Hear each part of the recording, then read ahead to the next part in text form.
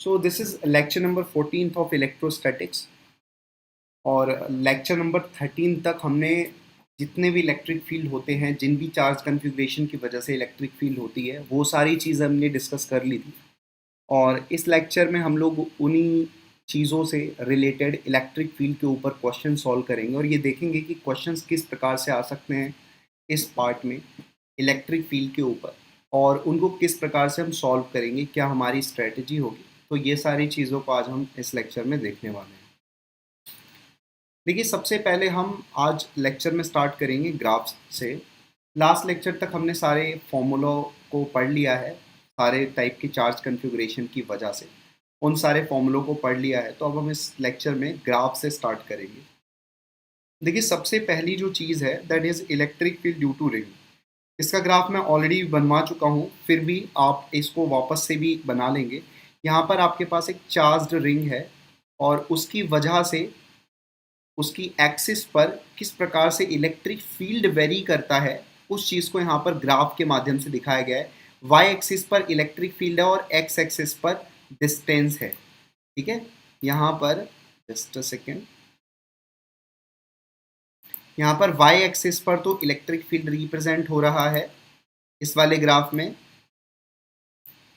This is electric field, and x axis पर distance represent हो रहा है, मतलब एक्स। तो यहाँ पर जो ग्राफ बनता है ई और एक्स का, वो कुछ इस प्रकार से बनता है। यहाँ से उठता है, यहाँ पर मैक्सिमम हो जाता है r/√2 पर, और फिर इस तरीके से आगे प्रोसीड करता रहता है और इन्फिनिटी पर ये वाली इलेक्ट्रिक फील्ड की वैल्यू जीरो की तरफ टेंड कर देती है। इसलिए ग्राफ एकदम एक्स एक्सिस को टच करने की कोशिश करता है। आप अगर रिंग के लेफ्ट साइड में भी देखेंगे तो इलेक्ट्रिक फील्ड का जो वेरिएशन है वो सेम है जैसा राइट साइड में है, बस नेगेटिव साइड में चला गया है। नेगेटिव साइड बोलने का मतलब है कि राइट साइड में इलेक्ट्रिक फील्ड रिंग की वजह से कुछ इस तरफ होगा और लेफ्ट साइड में रिंग की वजह से इलेक्ट्रिक फील्ड कुछ इस तरफ होगा। तो यहाँ पर डायरेक्शन मैटर कर रहा है, डायरेक्शन लेफ्ट साइड में ऑपोजिट हो जा रही है राइट साइड के, इसलिए वो इलेक्ट्रिक फील्ड राइट साइड में अगर पॉजिटिव है तो लेफ्ट साइड में नेगेटिव होगा। तो ये सारी चीज़ें दिखाई गई हैं पहले वाले ग्राफ में। तो बहुत जल्दी से इसका ग्राफ बना लेंगे, उसके बाद हम बाकी सारे ग्राफ्स देखते हैं कि कौन कौन से कैसे बनते हैं।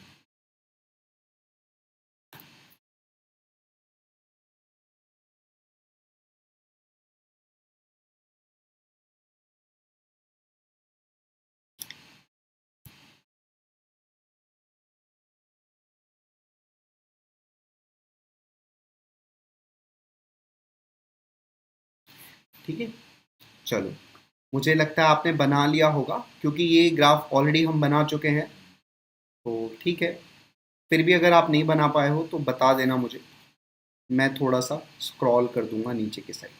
चलिए, दूसरे ग्राफ पर आते हैं हम। Electric field due to conducting sphere या हॉलो स्फेयर। देखिए, कंडक्टिंग स्फेयर की बात करें चाहे हॉलो नॉन कंडक्टिंग स्फेयर की बात करें, ठीक है, कंडक्टिंग हॉलो स्फेयर ले लो चाहे कंडक्टिंग सॉलिड स्फेयर ले लो, एक ही जैसा बिहेव करेगा क्योंकि जो चार्जेस रहेंगे वो हमेशा कंडक्टर के सरफेस पर रहते हैं। लेकिन अगर हॉलो नॉन कंडक्टिंग स्फेयर भी होगा तो भी सिमिलरली बिहेव करेगा। ठीक है, हॉलो नॉन कंडक्टिंग स्फेयर बहुत पतला है, मतलब उसका जो थिकनेस है वो बहुत कम है, उसकी बात कर रहे हैं। तो वापस से electric field due to conducting sphere या हॉलो स्फेयर, कोई फर्क नहीं पड़ता कैसा भी है। तो यहाँ पर देखिए, हमने ग्राफ को प्रोजेक्ट किया है बेसिकली ऊपर। यहाँ पर आप स्फेयर देख पा रहे होंगे और जो सेंटर वाली लाइन है, ये जो सेंटर है, सेंटर के जस्ट नीचे वाई एक्सिस को प्लॉट किया गया है। मतलब सेंटर x बराबर 0 को रिप्रेजेंट कर रहा है, यहाँ पर r बराबर 0 को रिप्रेजेंट कर रहा है, आप देख पा रहे होंगे। एक सेकेंड में इसको दूसरे पेन से लिख देता हूँ। यहाँ पर देखिए आप, ये जो सेंटर है, ये सेंटर स्फेयर का, ये सीधे वाई एक्सिस के नीचे है और ये r बराबर 0 को रिप्रेजेंट करता है। सेंटर का मतलब है r बराबर 0। तो आपको पता है कि कंडक्टिंग स्फेयर में अंदर electric field inside the conductor is always 0। तो कहाँ तक 0 होगा? इनसाइड, मतलब x r बराबर r तक। ये r की वैल्यू जब तक कैपिटल R नहीं हो जाती, जब तक ये यहाँ नहीं पहुँच जाता, यहाँ तक, इस वाले पॉइंट तक, इस वाले पॉइंट तक इलेक्ट्रिक फील्ड की वैल्यू क्या आएगी? 0। तो देख पा रहे होंगे आप, एक्सिस पर ही इलेक्ट्रिक फील्ड है, इसका मतलब 0 है, R वाली एक्सिस पर ही इलेक्ट्रिक फील्ड है, तो E बराबर 0। तो 0 से कैपिटल R के बीच में कोई भी पॉइंट ले लो आप, वहाँ पर इलेक्ट्रिक फील्ड आपको ज़ीरो मिलेगा। लेकिन जैसे ही आप आर पर जाएंगे, मतलब सरफेस पर चले जाएंगे, तुरंत अचानक से इलेक्ट्रिक फील्ड की वैल्यू हो जाएगी K Q by R square, R is radius of sphere. तो ये 1/4πε0 के है, K Q by R square value हो जाएगी सरफेस पर। और उसके बाद आप आगे बढ़ेंगे, यहाँ पर देखिए आप, मैं थोड़ा कर्सर से दिखा रहा हूँ, ये देखिए इस तरफ है ना, एक्स एक्सिस की तरफ आप आगे बढ़ते जाइए तो इलेक्ट्रिक फील्ड की वैल्यू इस प्रकार से डिक्रीज होती जाएगी, जो यहाँ पर आप ग्राफ पर देख पा रहे हैं। ये जो ग्राफ आपको दिख रहा है, ये वाला ग्राफ, ठीक है, ये वाला। तो जैसे ही आप आगे बढ़ेंगे, सरफेस से आगे बढ़ेंगे, वैसे आपको इलेक्ट्रिक फील्ड कुछ इस प्रकार से वेरी करता हुआ दिखेगा। E is equals to K Q by small R square, where small R is the distance of any point from the centre. सारी डिस्टेंस हम सेंटर से ही मेजर करेंगे, ठीक है। तो इस तरीके से यहाँ पर एक ग्राफ है किसी कंडक्टिंग स्फीयर या हॉलो स्फीयर की वजह से। इसको भी बहुत जल्दी से बना लें आप।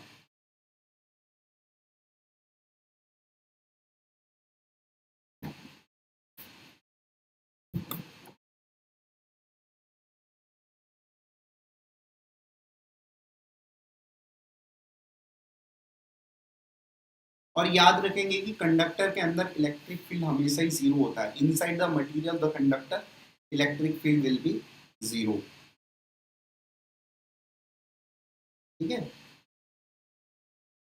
चाहे आप खाली ग्राफ बनाना चाहें तो खाली ग्राफ भी बना सकते हैं, आप ऐसे बनाना चाहें जिस हिसाब से प्रोजेक्ट किया है तो भी बना सकते हैं, ठीक है। खाली ग्राफ तो ऐसे कुछ बनेगा, ये रहा, एक सेकेंड।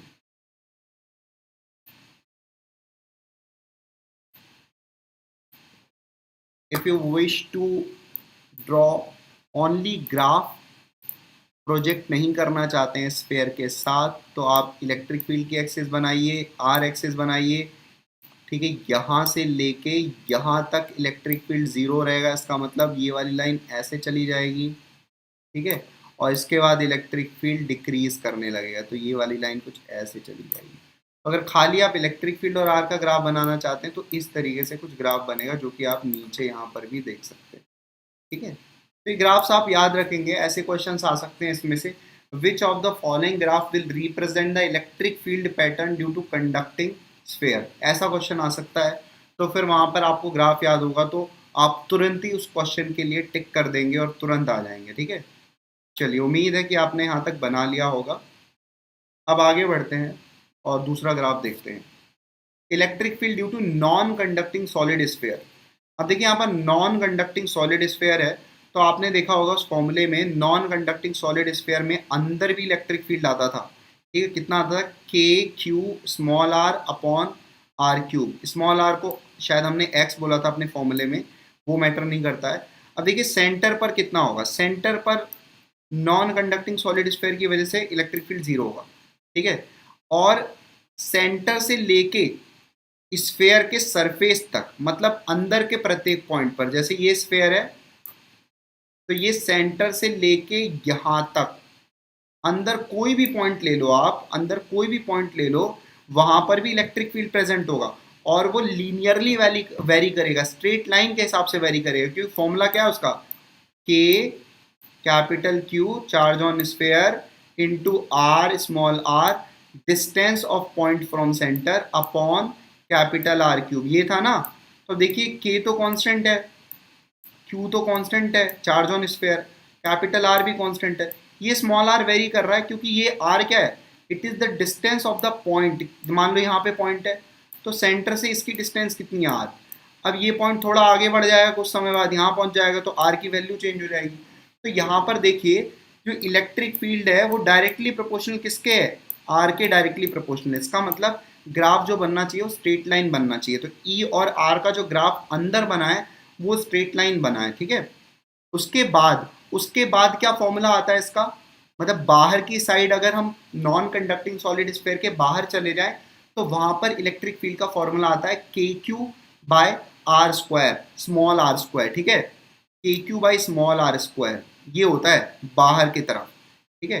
तो बाहर की तरफ ये होता है और यहाँ पर भी बाहर की तरफ यही था, ठीक है, यहाँ पर भी। तो ग्राफ एकदम सिमिलरली आना चाहिए बाहर के साइड, तो तो बाहर के साइड तो देखिए ग्राफ ऐसे बन रहा है डिक्रीजिंग, ठीक है, इस तरीके से ये कर्व डिक्रीज होता जा रहा है बाहर के साइड। स्फेयर के सरफेस पर कितना इलेक्ट्रिक फील्ड होता है, K Q by capital R square, ठीक है। तो ये भी ग्राफ आप जल्दी से बना लें।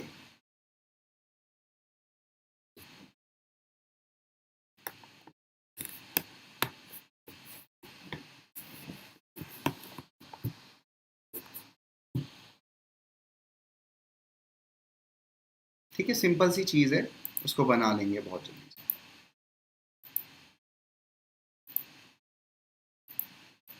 फॉर्मूले जितने भी हैं अपनी टिप पर याद रखें कि अंदर क्या होगा स्फेयर के, सरफेस पर क्या होगा, बाहर क्या होगा, ये सारे फॉर्मूले, these formulas are very important. आपको फॉर्मूला याद है तो क्वेश्चन तो अपने आप हो जाएगा, तो क्वेश्चन फॉर्मूला बेस्ड ही आता है इस चैप्टर से, बहुत ज़्यादा डिफिकल्ट क्वेश्चन नहीं आता, ठीक है। चलिए, तो आपने बना लिया होगा ये भी।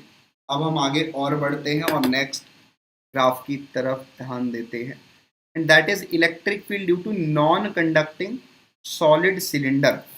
तो देखिए नॉन कंडक्टिंग सॉलिड सिलेंडर है, तो वापस से भाई इनसाइड इलेक्ट्रिक फील्ड कितना होता था, rho r upon two epsilon naught, rho x upon two epsilon naught, ठीक है।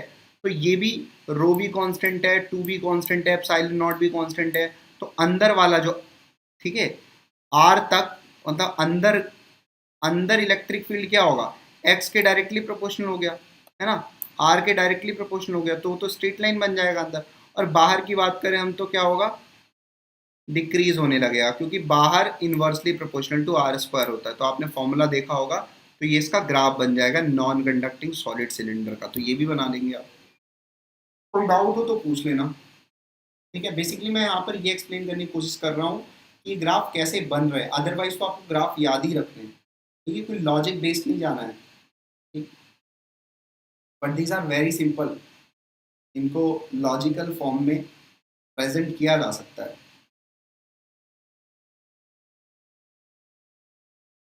ठीक है भाई।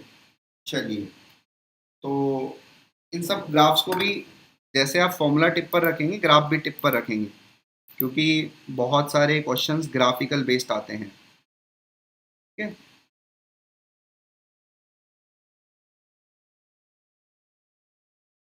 तो चलिए, ये भी आपने लिख लिया होगा। अगर यहीं पर मान लीजिए कंडक्टिंग सिलेंडर होता, यहीं पर कंडक्टिंग सिलेंडर होता, तो ये वाला जो लाइन है वो तो ज़ीरो हो जाता। जैसे यहाँ पर नेक्स्ट आप देख पाएंगे अपने सामने, आप अपने सामने नेक्स्ट डायग्राम देख पाएंगे, which is electric field due to conducting cylinder या हॉलो सिलेंडर। अब वापस से कंडक्टिंग सिलेंडर या हॉलो सिलेंडर, जैसे वहाँ पर कंडक्टिंग स्फीयर था, हॉलो स्फीयर एक जैसी बात कर रहे थे, वैसे यहाँ पर कंडक्टिंग सिलेंडर और हॉलो सिलेंडर एक जैसी बात करेंगे। तो अंदर तो कंडक्टिंग सिलेंडर की इलेक्ट्रिक फील्ड जीरो होगा, तो देखो इलेक्ट्रिक फील्ड जीरो, ये वाली लाइन बना देंगे इस तरीके से, ठीक है। उसके बाद बाहर क्या होगा, इलेक्ट्रिक फील्ड आर स्क्वायर के हिसाब से वेरी करेगा, तो इस तरीके से कर्व, डिक्रीजिंग कर्व बना देंगे जैसा हम बनाते आ रहे हैं, ठीक है। जो यहाँ पर ग्राफ का शेप देखने को मिलेगा, this is very similar to, आपने कहाँ देखा था, कंडक्टिंग स्फेयर में देखा था, ठीक है। कंडक्टिंग स्फेयर में जैसा इलेक्ट्रिक फील्ड का ग्राफ बनता है, वैसा ही कंडक्टिंग सिलेंडर में बनता है, तो एकदम सेम ग्राफ बना लिया। जीरो से लेके एक्स, एक्स बराबर जीरो से लेके एक्स बराबर आर तक इलेक्ट्रिक फील्ड तो जीरो है, ठीक है। तो ये वाला ग्राफ प्लॉट करेंगे electric field due to conducting cylinder या हॉलो सिलेंडर की वजह से, ठीक है। Again speaking, graphs are very important because the questions are very frequent on the graphs based, ठीक है। ग्राफ बेस्ड क्वेश्चन बहुत फ्रीक्वेंट है आजकल, देखेंगे ध्यान से। आपने ये भी बना लिया होगा ग्राफ। अब हम आगे बढ़ते हैं, एक नोट पॉइंट को कंसीडर करते हैं यहाँ पर, and this note point says that electric field inside the material of conducting body is always zero. Again speaking, मैं ऑलरेडी ये बात बोल चुका हूँ आपको कि कंडक्टिंग बॉडी, कोई कंडक्टर है तो उसके मटेरियल के अंदर इलेक्ट्रिक फील्ड जीरो होगा, सारे के सारे चार्ज उसके आउटर सरफेस पर लाई करेंगे। तो इस वाले नोट पॉइंट को अगेन लिख लिया इसी प्रकार से, ठीक है। खाली ये नोट पॉइंट लिखेंगे, ये क्वेश्चन अभी नहीं लिखेंगे, ये जो क्वेश्चन नीचे लिखा है, बिकॉज ये क्वेश्चन का टाइम अभी नहीं है, इस क्वेश्चन को हम बाद में सॉल्व करेंगे, ठीक है। तो आपको सिर्फ ये नोट पॉइंट लिखना है अभी, ये क्वेश्चन हम बाद में सॉल्व करेंगे। एक्चुअली इसको मैंने पहले लिख दिया है ये क्वेश्चन बाद में लिया जाएगा, ठीक है। चलो,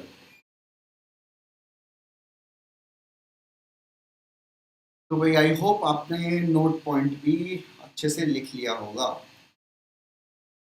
अब हम स्टार्ट करेंगे क्वेश्चंस को सॉल्व करना, जो भी हमने लास्ट लेक्चर तक इलेक्ट्रिक फील्ड्स के फॉर्मूलाज को स्टडी किया है, ठीक है। ये नोट पॉइंट नहीं लिखा होगा, कुछ भी प्रॉब्लम हुई होगी इस बीच तो चैट बॉक्स में लिख के बता देना, ठीक है। मुझ तक पहुंच जाएगा तो मैं आप तक पहुंचा दूंगा आपकी प्रॉब्लम। चलिए, so this is question number 1 which is in front of you. Now you have to solve this question. First write the question, understand the question what it says, उसके बाद सोचेंगे कि क्या चीज़ कर सकते हैं इस क्वेश्चन में, and then after solve this question, ठीक है।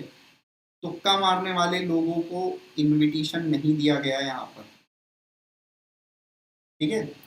प्रॉपरली सॉल्व दिस क्वेश्चन और उसके बाद ही आंसर बताएंगे।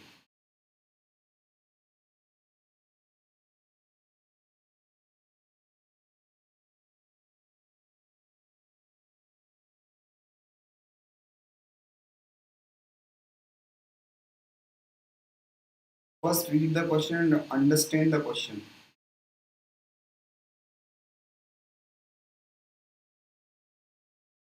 चलिए, तो आप जैसे जैसे लिख रहे होंगे मैं आपको समझा भी दे रहा हूँ क्वेश्चन। एक रिंग है, ठीक है, इस पर जिसको चार्ज किया गया है, रेडियस है 0.5 मीटर, उसके अंदर छोटा सा गैप है, मतलब वो कंप्लीट रिंग नहीं है, छोटा सा उसका जो पोर्शन है वो गायब है, और वो गैप है 0.002 पाई मीटर का गैप है, ठीक है। If ring carries a charge of +1 coulomb, ring के पास टोटल जो चार्ज है वो +1 कूलम है, तो आपको इलेक्ट्रिक फील्ड इसके सेंटर पर बताना है, ठीक है। इलेक्ट्रिक फील्ड सेंटर पर बताना है। तो मैं आपको हिंट दे रहा हूँ जिसको ये क्वेश्चन नहीं समझ में आएगा। देखो, कभी भी कभी भी क्वेश्चंस ऐसे आ जाएं, मान लिया कभी भी क्वेश्चंस ऐसे आ जाएं कि उसमें कोई एक पार्ट ऑफ बॉडी को कट कर दिया जाए, ठीक है। बॉडी का कोई पार्ट लिया, उसको कट कर दिया गया, अब उस कट करने के बाद जो बॉडी का पोर्शन बचा उसकी वजह से इलेक्ट्रिक फील्ड अगर फाइंड आउट करना है, तो ऐसे केस में तुम्हें क्या करना होगा, जो बॉडी थी उसको कंप्लीट मान लो, उसकी कंप्लीट बॉडी की वजह से एक बार इलेक्ट्रिक फील्ड निकाल लो। बात समझे? एक बार तो कंप्लीट बॉडी की वजह से इलेक्ट्रिक फील्ड निकाल लो, और एक बार उस छोटा सा जो पोर्शन कट किया गया है उसकी वजह से इलेक्ट्रिक फील्ड निकाल लो, और दोनों को सब्ट्रैक्ट कर दो। अगेन जो कंप्लीट बॉडी है उसकी वजह से एक बार इलेक्ट्रिक फील्ड निकाल लो, जिस भी पॉइंट पर पूछ रहा है, और एक बार जो पोर्शन कट किया गया उसकी वजह से इलेक्ट्रिक फील्ड निकाल लो, और दोनों को सब्ट्रैक्ट कर दो, क्योंकि कंप्लीट बॉडी में से उस पार्ट को निकाल दिया गया है ना, तो उस पार्ट की वजह से इलेक्ट्रिक फील्ड निकाल लो, और कंप्लीट बॉडी मान के एक बार इलेक्ट्रिक फील्ड निकाल लो, और दोनों को सब्ट्रैक्ट कर दो, ठीक है। So this is the part, this is the method of this question, है ना, ये मेथड है क्वेश्चन।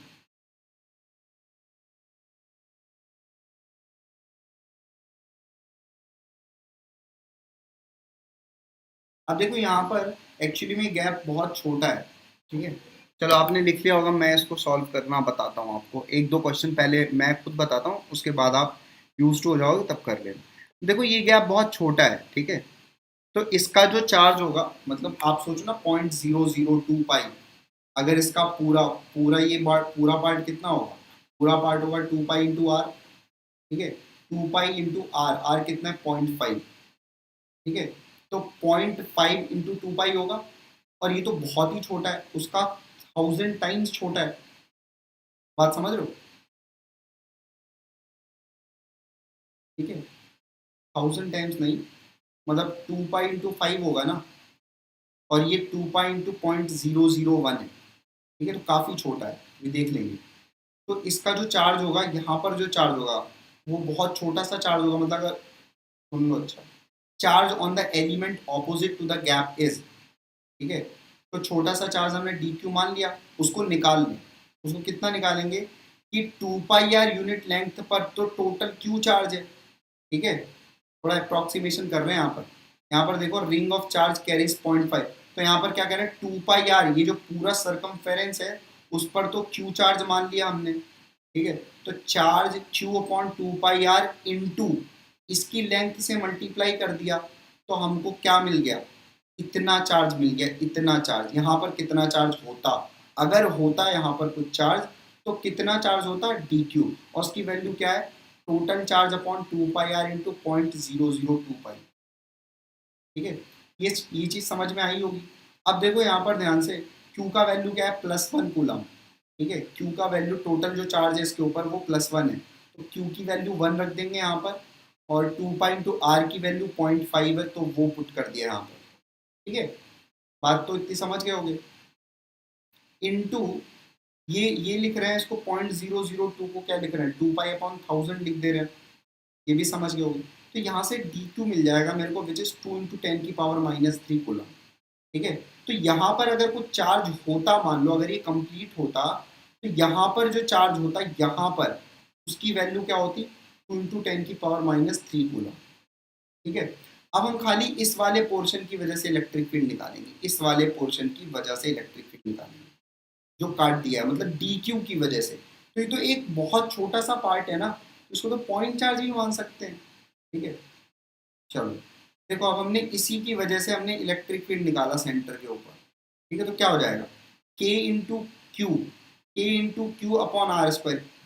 ये तो एक छोटा सा चार्ज है ना, पॉइंट चार्ज हो गया, तो पॉइंट चार्ज की वजह से सेंटर पर कितना इलेक्ट्रिक फील्ड है, के into D Q upon R²। तो बस के which is 9 × 10⁻⁹ into Q, Q कितना है 2 × 10⁻³ अपॉन R², आर कितना है 0.5 है। तो यहाँ पर इलेक्ट्रिक फील्ड की वैल्यू आ गई, किसकी वजह से, इस वाले छोटे से पोर्शन की वजह से। ठीक है, अब ध्यान से मेरी बात सुनो वापस से, मैंने क्या बोला था अभी आपको करने को, मैंने ये बोला था कि एक बार तो कंप्लीट बॉडी की वजह से निकाल लो, तो इस कंप्लीट रिंग की वजह से सेंटर पर कितना इलेक्ट्रिक फील्ड होगा, 0। ये तो आपने पढ़ा ही हुआ है, एक कंप्लीट रिंग की वजह से सेंटर पर इलेक्ट्रिक फील्ड कितना होगा, 0। और इस छोटे वाले टुकड़े की वजह से हमने इलेक्ट्रिक फील्ड निकाल लिया, डी क्यू की वजह से इलेक्ट्रिक फील्ड निकाल लिया, वो तो इतना आ गया 7.2 × 10⁻⁷। तो इसका मतलब हमारा आंसर क्या होना चाहिए, 0 माइनस, घटा रहे हैं किसको, 7, जो भी हमने निकाला है 7.2 × 10⁻⁷। ठीक है, तो यहाँ से हमारा इलेक्ट्रिक फील्ड कितना आ गया, -7.2 × 10⁻⁷। अब देखो इलेक्ट्रिक फील्ड में प्लस माइनस का सिग्निफिकेंस सिर्फ डायरेक्शन से, बात मेरी समझ रहे हो, डायरेक्शन से है। तो यहाँ पर मैग्नीट्यूड ऑफ इलेक्ट्रिक फील्ड की अगर हम बात करें तो दैट विल बी 7.2 × 10⁻⁷, क्योंकि वो रिंग की वजह से तो 0 होगा टोटल, तो बचा हुआ टुकड़े की वजह से ही आएगा। ठीक है, मुझे ये बता देना ये क्वेश्चन तुम्हें समझ में आया कि नहीं। ठीक है, नहीं आया तो पूछ लेना, मैं बता दूंगा। ये डी क्यू कैसे निकाला है, कि पूरी रिंग पर टोटल चार्ज क्यू मान लो। ठीक है, छोटा सा भले पोर्शन नहीं है उसको पूरा कंप्लीट एज्यूम कर लो, तो पूरी रिंग की वजह से टोटल चार्ज क्यू मान लो, और एक यूनिट लेंथ पर रिंग के एक यूनिट लेंथ का चार्ज कितना हो गया, Q upon total length, Q upon 2 pi R, है ना, एक यूनिट लेंथ का चार्ज है क्यू अपॉन 2 पाई आर। तो कितनी यूनिट लेंथ पर अपने को चार्ज चाहिए, जो छोटा सा डी क्यू चार्ज है 0.002 पाई पर, बात समझे। तो क्यू अपॉन 2 पाई आर को 0.002 पाई से मल्टीप्लाई कर दिया। ठीक है, now you have to tell me कि whether this question is clear और नॉट। ये क्वेश्चन आपको समझ में आया कि नहीं आया, अभी आपको मुझे बताना है। पहले आप मुझे बता दो, ये कंफर्म कर दो, उसके बाद हम, ठीक है, बिना कुछ डाउट लिए आगे बढ़ जाएंगे।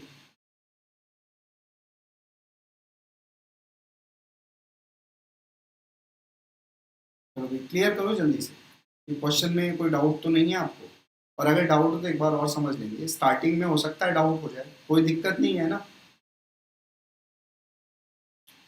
हमें चीज़ों को बहुत अच्छे से समझ में आना चाहिए, चीज़ें बहुत अच्छे से हमें समझ में आनी चाहिए स्टार्टिंग में।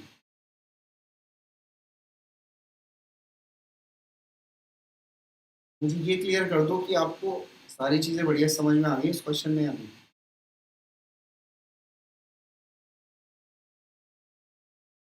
कोई भी कटिंग वाला क्वेश्चन होगा ना तो इसी स्ट्रेटजी से करेंगे जो अभी मैंने बताया।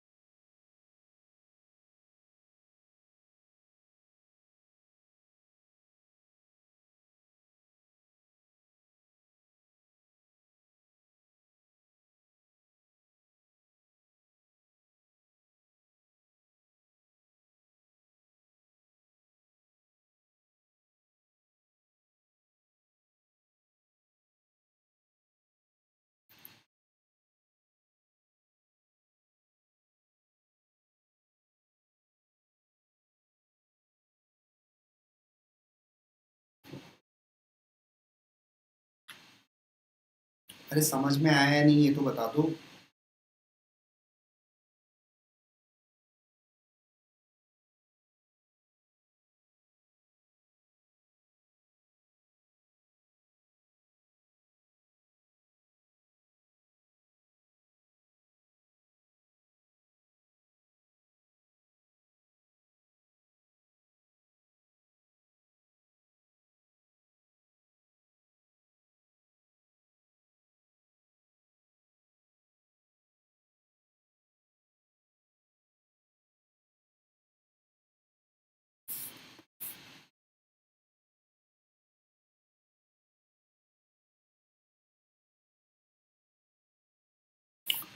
तो फिर लिख लो, फिर जल्दी से इसको छाप लो, फिर आगे बढ़ते हैं। ठीक है। आई होप ये कंप्लीट भी हो गया होगा। बाकी सबके जवाब नहीं है क्या? समझ में आया कि नहीं आया? मतलब पागलों जैसा बिहेव तो करते हो तुम।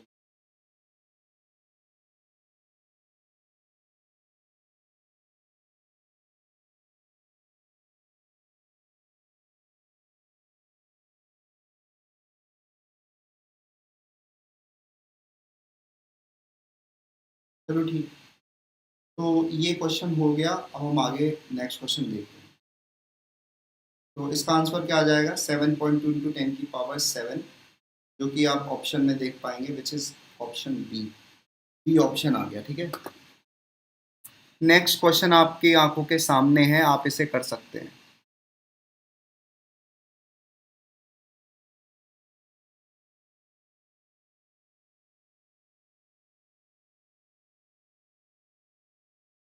ठीक है।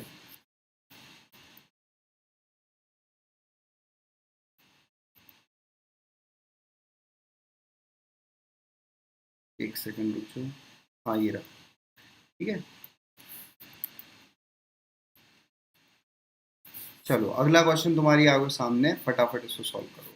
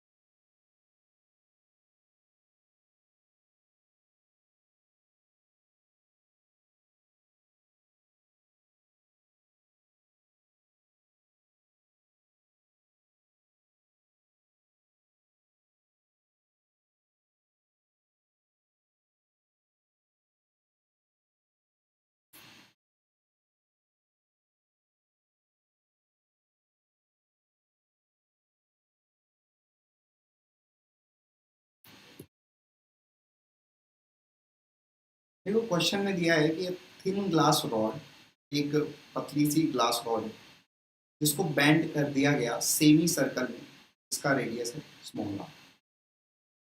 Charge plus Q is uniformly distributed along the upper half and minus q is uniformly distributed along the lower half as shown in the figure. Electric field E at P point, the center of the semicircle is. Very easy question. ठीक है। तो हमारे पास एक quarter ring की वजह से formula पता है हमें, क्वार्टर रिंग की वजह से। तो अपर हाफ को एक क्वार्टर मान लो, ठीक है, लोअर हाफ को एक क्वार्टर मान लो। दोनों की वजह से पी पॉइंट पर अलग अलग इलेक्ट्रिक फील्ड निकालना और फिर दोनों को ऐड कर देना, ये इस क्वेश्चन को सॉल्व करने का मेथड है। ठीक है। अपर हाफ की वजह से अलग इलेक्ट्रिक फील्ड निकालो, लोअर हाफ की वजह से अलग निकालो, क्योंकि अपर हाफ वाला पॉजिटिवली चार्ज है, लोअर हाफ वाला निगेटिवली चार्ज है। तो वहां पर जो डायरेक्शन होगी वो डिफरेंट होगी दोनों की वजह से। तो इन दोनों को सेपरेटली सॉल्व करो और फिर जो टोटल इलेक्ट्रिक फील्ड आएगा दोनों को ऐड कर देना। ठीक है। ये काम करना है तुमको।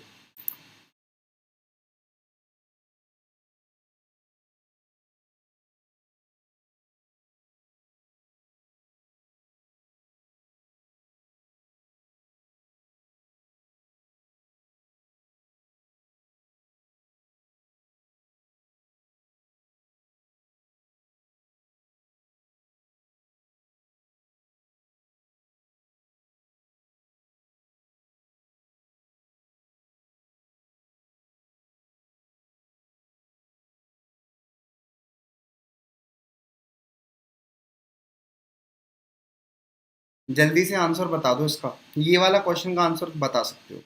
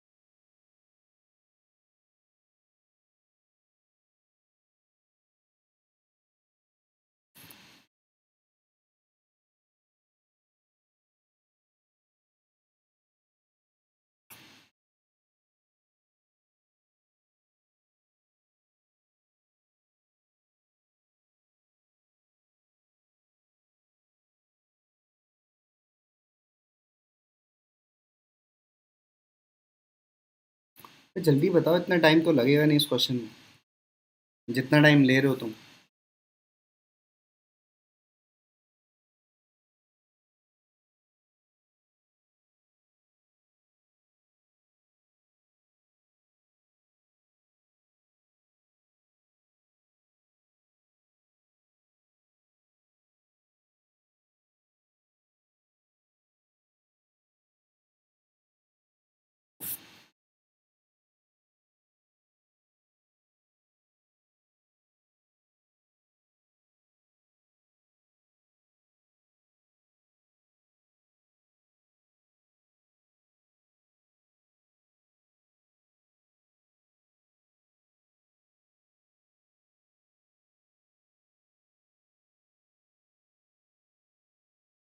अपर हाफ की वजह से अलग निकाल लो, एक क्वार्टर मान लो, लोअर हाफ को एक क्वार्टर मान लो, सॉल्व करो दोनों वाले को।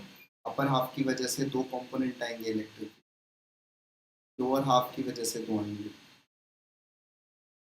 ठीक? तो भाई सी आंसर बताया गया है इसका।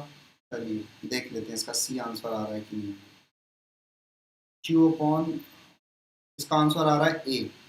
ठीक है, पता नहीं कैसे किया है, ए आंसर सही ऑप्शन है। देख लो ध्यान से, मैं बता दे रहा हूँ, यहाँ पर कर दे रहा हूँ, ध्यान से सुनेंगे। देखो, पॉजिटिव वाले की वजह से, पॉजिटिव क्वार्टर की वजह से पी पॉइंट पर इलेक्ट्रिक फील्ड एक तो इधर होगा, ठीक है, और एक इधर होगा। मैं सिर्फ डायरेक्शन बना रहा हूँ। नीचे वाले की वजह से पी पॉइंट पर इलेक्ट्रिक फील्ड, नेगेटिव वाले की वजह से, ठीक है। तो कभी सी कभी ए, क्या बोलना चाह रहे हो, ठीक है। नीचे वाले क्वार्टर की वजह से इलेक्ट्रिक फील्ड पी पॉइंट पर किधर किधर होगा, वो बात करना चाह रहे हैं। एक तो इधर होगा, ठीक है, और एक इधर होगा, ठीक है। तो अगर इन दोनों को तुम ऐड करोगे और बराबर बराबर होगा, ठीक है, तो ये वाला और ये वाला तो कट जाएगा। तो बचा क्या टोटल, नीचे की तरफ ही बचा। तो नीचे की तरफ कितना बचा, और यहाँ पर ये कितना आता था, के लैम्डा बाई आर आता था, याद है तुम्हें फॉर्मूला। ये वाला कितना आता था, के लैम्डा बाई आर, एक कॉम्पोनेंट, ठीक है। तो नीचे वाला भी के लैम्डा बाई आर होगा, ये भी के लैम्डा बाई आर होगा, दोनों ऐड होके क्या हो जाएंगे, दोनों ऐड होके क्या हो जाएंगे, टू के लैम्डा बाई आर, ठीक है। नीचे की तरफ कितना इलेक्ट्रिक फील्ड आ गया, टू के लैम्डा बाई आर, ये नीचे की तरफ आ गया इलेक्ट्रिक फील्ड। ये वैसे तो हमारा आंसर यही हो गया, लेकिन ऑप्शंस को सेटिस्फाई करेंगे हम। तो ऑप्शंस को अगर सेटिस्फाई करना चाहते हैं आप, तो आपको पहले तो के की वैल्यू सब्सटीट्यूट करनी पड़ेगी, क्योंकि आप ऑप्शन में पाई और एप्साइलन नॉट अपने सामने देख पा रहे, तो वहाँ पर आपको समझ में आया के की value 1/4 pi epsilon not substitute कर दो। तो बस यहाँ पे 1/4 पाई एप्सिलॉन नॉट सब्सटीट्यूट कर दो, एक के की वैल्यू, ठीक है। लैम्डा की वैल्यू सब्सटीट्यूट करनी पड़ेगी। लैम्डा क्या है, लैम्डा क्या है, क्यू चार्ज सप्लाई किया गया है कितनी लेंथ के ऊपर, एक क्वार्टर के ऊपर सप्लाई किया गया है, ठीक है। सो दैट इज πr/2, ठीक है। एक क्वार्टर का लंबाई कितना होता है, πr/2। बात समझ गए। तो ये आ गया, ये मेरे लिए आ गया लैम्डा का एक्सप्रेशन, तो लैम्डा का वैल्यू आ गया 2q/πr। ठीक है, तो बस आपको क्या करना है, लैम्डा का वैल्यू 2q/πr यहाँ पर प्लग इन करना है, लैम्डा का वैल्यू, और k का वैल्यू 1/4πε0 पुट करना है। ठीक है, आप इतना करोगे तो फिर आपका आंसर मैच कर जाएगा। मैं खुद कर देता हूँ यहाँ पर वैल्यू पुट, जैसे 2, ठीक है, इंटू के की वैल्यू है 1/4πε0, तो इसको नीचे कर दिया, दिस शुड बी 1/4πε0। ठीक है, ये आ गया 2k। अब इंटू लैम्डा, लैम्डा का वैल्यू क्या है 2q/πr। ठीक है, तो 2q/πr। ठीक है, लैम्डा का वैल्यू सब्स्टिट्यूट कर रहे हैं, और अपॉन क्या बच जाएगा, r। तो 2q/πr, और नीचे भी एक r है तो ये हो जाएगा r²। ठीक है, तो ये हमारा आंसर आ गया। अब बस ये 2 और ये 2 मिलके 4 हो गया, जो इसको अपने साथ ले जाएगा 4 को। ठीक है, तो हमारे पास क्या बच गया, q/π²ε0r², which is option A. ठीक है, तो ऑप्शन ए इसका सही आ गया। यहाँ पर तुम्हारे सॉल्यूशन भी दिख रहा है तुम्हें सामने। ठीक है, अपर क्वार्टर और लोअर क्वार्टर की वजह से आपको इलेक्ट्रिक फील्ड निकालना था और फिर उनको ऐड कर देना था, उसके बाद फिर वैल्यू प्लग इन कर देनी है। लैम्डा की वैल्यू बहुत लोग ऐसे निकाल लिए होंगे q/πr करके, सेमी सर्कल मान के, लेकिन वो जो q चार्ज सप्लाई किया गया है वो तो क्वार्टर पर किया गया है, तो q/πr/2 करेंगे, फिर वहां पे लैम्डा आएगा। ठीक है, तो डायरेक्शन को प्रॉपरली जोड़ेंगे तो फिर आपका आंसर आपका भी आ जाएगा। ठीक है, चलो मुझे इतना ही कहना था इस क्वेश्चन में। अब आप आगे बढ़ते हैं। ठीक है, ये वाले सॉल्यूशन को डिस्कार्ड कर दिया। ठीक है, ऐसे नहीं करेंगे। चलो इस तरीके से कर देंगे ये क्वेश्चन। ठीक है, this is very easy. Now next question is in front of you, solve this question. पहले तो पढ़ लो क्वेश्चन, समझ लो क्या बोल रहा है question. First read this question which is in front of you, फिर आपको इस क्वेश्चन को समझ में आना चाहिए क्या बोल रहा है इस क्वेश्चन के अंदर, उसके बाद आप कोशिश करेंगे सॉल्व करने।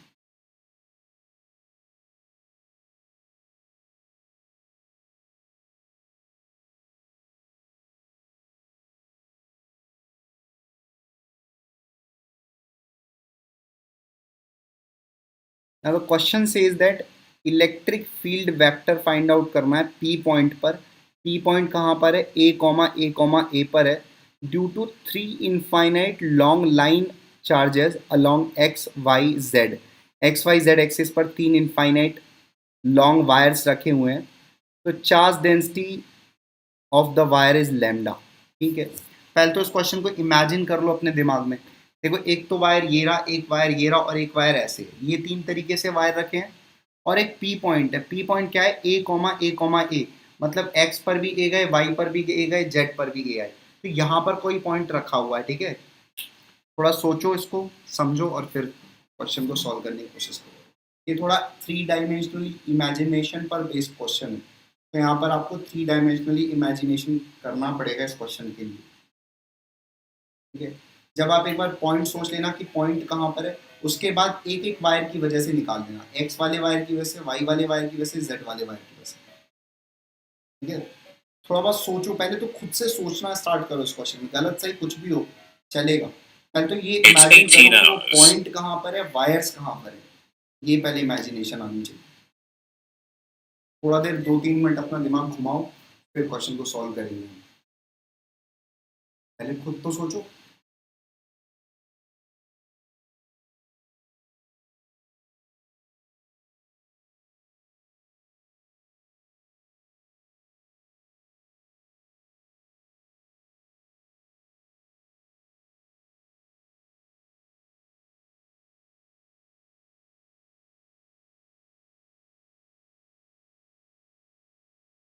कॉपी में एक डायग्राम बनाओ इससे रिलेटेड, इस क्वेश्चन से रिलेटेड।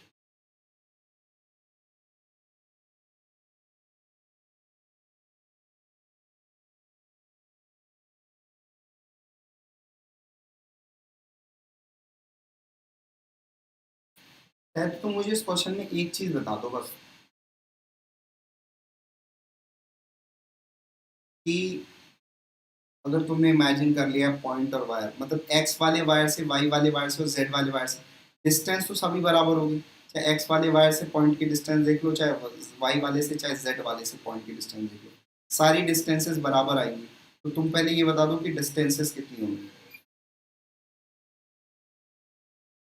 चलो थोड़ा सोचो।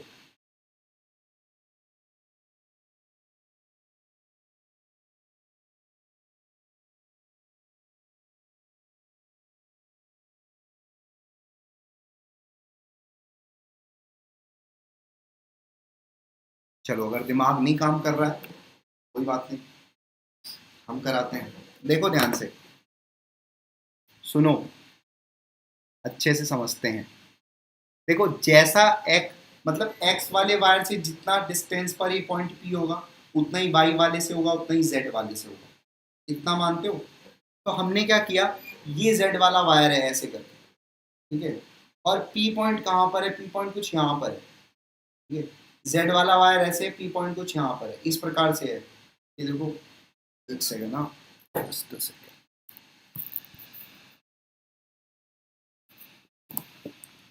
देखो सुनो, ये जेड वाला वायर है, ये जेड वाला वायर है ऐसे करके, ठीक है, और ये पॉइंट है, ये ए कॉमा ए कॉमा ए, ये वाला पॉइंट है, ध्यान से देखना। ये जेड वाला वायर है और ये वाला पॉइंट है, समझे? हमें अभी ये जेड वाले वायर की वजह से इस पी पॉइंट पर इलेक्ट्रिक फील्ड फाइंड आउट करना है। पहले तो एक वायर की वजह से सोचो, एक वायर की वजह से भूल जाओ कि एक्स और वाई भी। पहले तो एक वायर की वजह से सोचो, ठीक है, एक वायर की वजह से। तो यहाँ पे एक पॉइंट है, अब इससे इसकी डिस्टेंस कितनी है वो निकाल लें पहले तो हम, ठीक है। तो इस वाले वायर की वजह से इस वाले पॉइंट पर इलेक्ट्रिक फील्ड का डायरेक्शन किधर होगा, ऐसे होगा, ऐसे करके।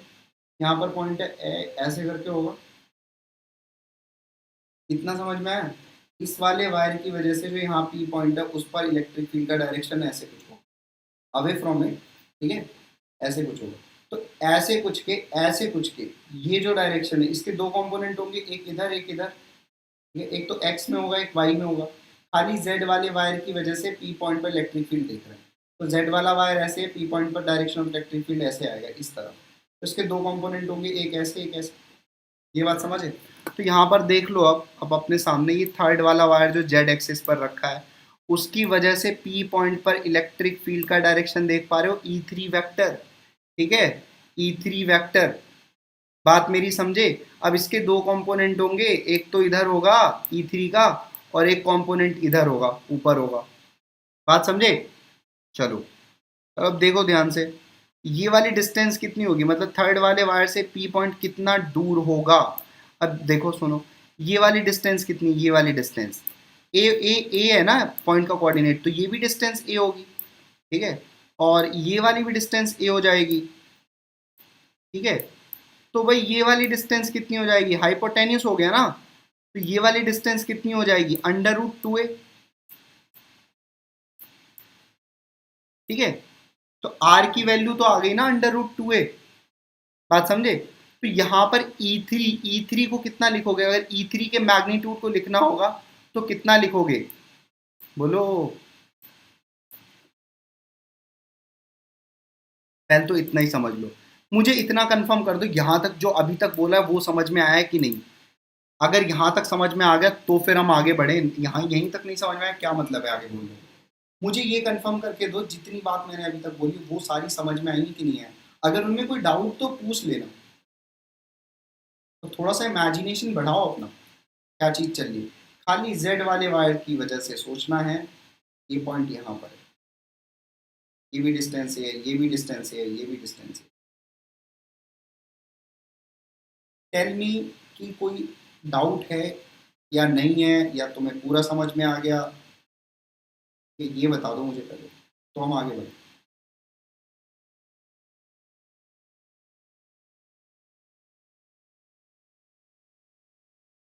चलो आ गया समझ में, तो फिर आगे बढ़ते हैं अब।